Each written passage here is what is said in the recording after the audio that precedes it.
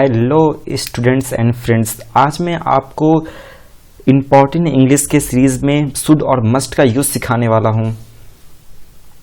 तो अभी तक आपने अगर हमारे चैनल को सब्सक्राइब नहीं किया तो सब्सक्राइब कर लें और वीडियो पसंद आए तो लाइक जरूर करें। तो चलिए शुरू करते हैं शुड और मस्ट। तो स्टूडेंट्स, शुड और मस्ट का जो यूज होता है वो सुझाव के लिए करते हैं। इसका प्रयोग हमेशा हम सुझाव के कंडीशन में करते हैं। जब भी हम किसी को सुझाव देते हैं, जैसे कि हम बोलते हैं कि तुम्हें स्कूल जाना चाहिए, तुम्हें समय से दवा खाना चाहिए, तुम्हें यह काम नहीं करना चाहिए, किसी भी प्रकार का अगर हम सुझाव देते हैं और उसमें चाहिए वाला वर्ड हम यूज़ करते हैं तो वहाँ पे हम शुड और मस्ट का यूज़ करते हैं। अगर आप सिर्फ चाहिए वाला वर्ड यूज़ कर रहे हैं तो शुड का यूज़ करेंगे, लेकिन अगर आप अवश्य चाहिए यानी किसी वाक्य पे आप अधिक फोर्स दे रहे हैं कि हाँ करना ही चाहिए, अवश्य करना चाहिए, तो आप मस्ट का यूज़ करेंगे। तो शुड का जो यूज होता है वो सिर्फ चाहिए के लिए होता है और मस्ट का जो यूज होता है वो अवश्य चाहिए के लिए होता है।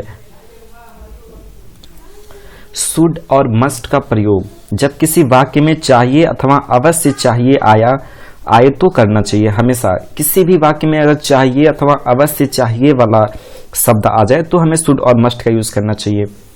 चलिए हम इसे कुछ एग्जाम्पल से समझते हैं। मैं आपको पहले बता दूं कि शुड मस्ट का यूज कैसे करते हैं। सबसे पहले हमें सब्जेक्ट लिखना चाहिए, उसके बाद से हमें शुड या मस्ट में से कोई एक लिखना चाहिए सेंटेंस के अकॉर्डिंग, उसके बाद से हमें वर्ब लिखना चाहिए। तो इसी तरह हम शुड और मस्ट का जो भी यूज होता है ऐसे ही करते हैं। चलिए हम कुछ एग्जाम्पल से इसको अच्छे से समझते हैं। आपके सामने स्क्रीन पे आप मस्ट का यूज करेंगे। जैसा कि आप पहला सेंटेंस यहाँ पे देख पा रहे हैं, इस पहला सेंटेंस में लिखा हुआ है मोहन को अवश्य खेलना चाहिए। तो यहाँ पे इस सेंटेंस में अवश्य चाहिए आ गया।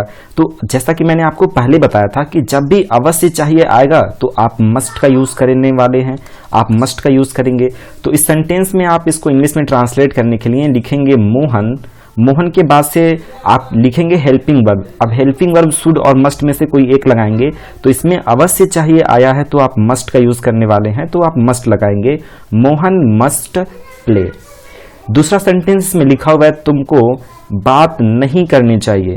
तो यहाँ पे तुमको की अंग्रेजी होती है यू के साथ आप शुड लगाएंगे।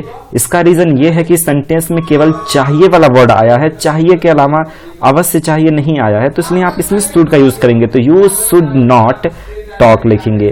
तीसरा जो सेंटेंस है इसमें आप देख पा रहे हैं मुझे अवश्य पानी पीना चाहिए। इसमें अवश्य आ गया और चाहिए वाला वर्ड आ गया, तो इसके लिए आप मस्ट का यूज करेंगे। मुझको के लिए आप लिखेंगे I must drink water. Next जो सेंटेंस है इसमें लिखा है मुझे वहां अवश्य जाना चाहिए। मुझे के लिए आप आई लगाएंगे और जाना चाहिए, अवश्य जाना चाहिए, इसमें अवश्य आ गया, अवश्य चाहिए, तो इसके लिए आप मस्ट लगाएंगे, आई मस्ट गो देयर। अगर सेंटेंस आपका ऐसे होता मुझे वहां जाना चाहिए, मुझे वहां जाना चाहिए, अवश्य नहीं होता, तो आप लिखते हैं आई शुड गो देयर।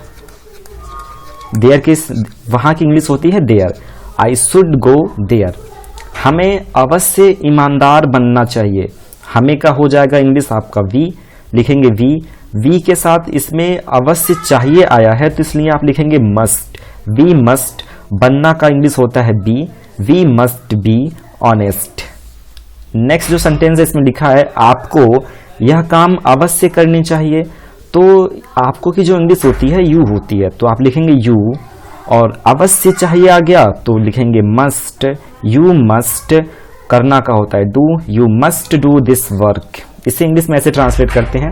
हमें इंग्लिश अवश्य बोलनी चाहिए तो अवश्य चाहिए आ गया तो we must speak English.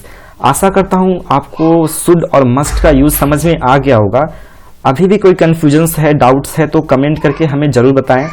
Video पसंद आए तो लाइक करें, चैनल पर नए हैं तो सब्सक्राइब करें।